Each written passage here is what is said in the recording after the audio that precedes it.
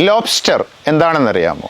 ചെമ്മീൻ്റെ കുടുംബത്തിൽപ്പെട്ട ഒരു വലിയ ക്രസ്റ്റേഷ്യനാണ് ലോബ്സ്റ്റർ. 5 സ്റ്റാർ ഹോട്ടലുകളിലെ എല്ലാവരുടെയും പ്രിയപ്പെട്ട ഭക്ഷണം.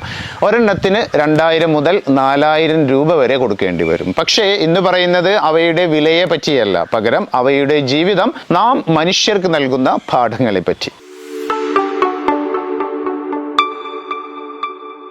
ഒരു സൂചിയുടെ മുട്ടിന്റെ വലിപ്പമുള്ള മുട്ടകളിൽ നിന്നാണ് ലോബ്സ്റ്റർ കുഞ്ഞുങ്ങൾ ഉണ്ടാകുന്നത്. മുട്ട വിരിഞ്ഞു വരുന്ന കുഞ്ഞുങ്ങൾ 4 മുതൽ 6 ആഴ്ചകൾ വരെ ജലത്തിൽ പൊങ്ങിക്കിടക്കും. വളർച്ചയെത്താൻ 3 ഘട്ടങ്ങൾ അഥവാ മോൾട്ടുകളിലൂടെ അവ കടന്നു പോകണം. പക്ഷേ ഭൂരിഭാഗവും മറ്റുള്ളവയ്ക്കുള്ള തീറ്റയായി മാറുന്നു. കാരണം അവയുടെ തോടിന് ഒട്ടും കടുപ്പമില്ലെന്നുള്ളതും. 50,000 മുട്ടകളിൽ നിന്ന് വെറും 2 ലോബ്സ്റ്റർ മാത്രമേ പ്രായപൂർത്തിയാകൂ, 5 മുതൽ 7 വർഷങ്ങൾ കൊണ്ട്. പക്ഷേ ഈ വർഷങ്ങളെ അതിജീവിക്കുക അതികഠിനവും. ലോബ്സ്റ്ററുകൾ വളരുന്നതിനനുസരിച്ച് അവയുടെ പുറംതോട് പെട്ടെന്ന് വളരില്ല. കുറച്ചു കഴിയുമ്പോൾ അവ പുറംതോടിൽ ശ്വാസം മുട്ടും, സ്ട്രെസ് വരും. അപ്പോൾ അവ എന്താണ് ചെയ്യുന്നതെന്നറിയാമോ? പാറകളുടെ ഇടയിൽ സുരക്ഷിതമായ ഒരു സ്ഥലത്ത് ഒളിച്ചിരുന്ന് അവ പുറംതോട് ഉപേക്ഷിക്കും. പിന്നെ തീറ്റ തുടങ്ങുകയായി. ഉപേക്ഷിച്ച തോടുൾപ്പെടെ വാരി വലിച്ചു തിന്ന് പുതിയ ദൃഢമായ തോടുണ്ടാക്കും. പക്ഷേ കാലക്രമത്തിൽ ലോബ്സ്റ്റർ പിന്നെയും വളരും. തോട് മതിയാകാതാകും.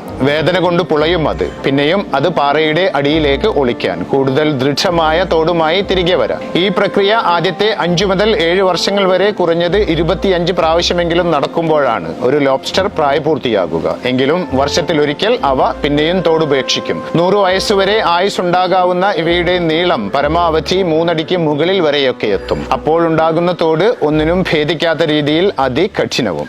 ഈ കഥ പറയുന്നത് ലോബ്സ്റ്ററുകളുടെ തോടിന് നമ്മുടെ ജീവിതം അഥവാ നമ്മുടെ മനസ്സുമായുള്ള സാദൃശ്യത്തെക്കുറിച്ച് പറയാനാണ്. ലോബ്സ്റ്റർ കുഞ്ഞുങ്ങളുടെ തോട് പോലെ ഒട്ടും കഠിനമല്ലാത്ത വളരെ മൃദുവായ എളുപ്പത്തിൽ മുറിവേൽക്കുന്ന മനസ്സുകളാണ് നമുക്ക് ആദ്യമുണ്ടാക്കുക. ചിലർ പരുക്കേറ്റ് ഇല്ലാതാകും, ചിലർ പരുക്കുകളോടെ രക്ഷപ്പെടും. ബാല്യത്തിലെ ദുരനുഭവങ്ങൾ, കൗമാരത്തിലെ പരിഹാസങ്ങൾ, അങ്ങനെ പോകും പല കാരണങ്ങൾ. പക്ഷേ എത്ര വീട്ടിലൊളിച്ചാലും വീണ്ടും പുതിയ തോടുമായി നാമാകുന്ന പല ലോബ്സ്റ്ററുകളും തിരികെ പുറത്തേക്ക് വരും. കുറെ നാൾ കഴിയുമ്പോൾ മനസ്സിലാകും ഈ തോടും പോരെന്ന്. ഈ പ്രക്രിയ തുടർന്നുകൊണ്ടേയിരിക്കും. ആദ്യമൊക്കെ മനസ്സിനെ പിടിച്ചുലക്കുന്ന ഈ പ്രക്രിയ പിന്നീട് അത്യാവശ്യമായി വരും, സ്വാഭാവികമായി വരും, സന്തോഷകരമായി വരും. സോ ലോബ്സ്റ്ററിന്റെ വളർച്ചയ്ക്കുള്ള ഇന്ധനം അതനുഭവിക്കുന്ന സമ്മർദ്ദവും വേദനയുമാണ്. വളർച്ച അത്യന്താപേക്ഷിതമായി തീരുന്നു. നമ്മുടെ മനസ്സിനുണ്ടാകുന്ന വികാസങ്ങളും അങ്ങനെ തന്നെ. അനുഭവിക്കുന്ന വേദനകളിലൂടെയാണ് നമ്മളും വളരുക. ഇനി ഈ ലോബ്സ്റ്ററിന് ഒരു ഡോക്ടർ ഉണ്ടെന്ന് കരുതുക. സമുദ്രത്തിൽ എന്തു പറ്റും? ചെറിയ വേദന വരുമ്പോൾ തന്നെ ലോബ്സ്റ്റർ ഓടും ഡോക്ടറുടെ അടുത്തേക്ക്.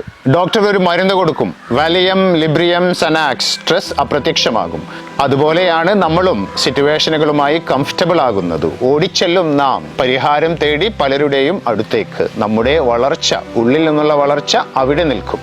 നാം മനസ്സിലാക്കേണ്ടത് ഒരു കാര്യമാണ്. സ്ട്രെസ് വരുന്ന, വേദന വരുന്ന, ഭയമോ നിസ്സഹായതയോ ഒക്കെ വരുന്ന സന്ദർഭങ്ങൾ നമുക്ക് വളരാനുള്ള സന്ദർഭങ്ങളും കൂടിയാണെന്ന്. പഴയ പെരുമാറ്റം, ചിന്ത ഇതൊന്നും നമുക്ക് ഭൂഷണമല്ലാതാകുമ്പോഴാണ് ആ ഷെല്ലുകൾ നാം പൊഴിച്ചു കളയാൻ നോക്കുന്നത്. ആ ചിന്തകൾ വരുന്നത് സ്ട്രെസ്സിന്റെ രൂപത്തിലായിരിക്കാം. വെല്ലുവിളികൾ നാളേക്ക് വളരാനുള്ള അവസരങ്ങളായി ഉപയോഗിച്ചാൽ വളർന്നുകൊണ്ടേയിരിക്കാം നമുക്ക് അവസാന ശ്വാസം വരെ. സോ നിങ്ങളും ലോബ്സ്റ്ററുകളാകട്ടെ കാലങ്ങളായുള്ള പരിശ്രമം കൊണ്ട്. Good luck.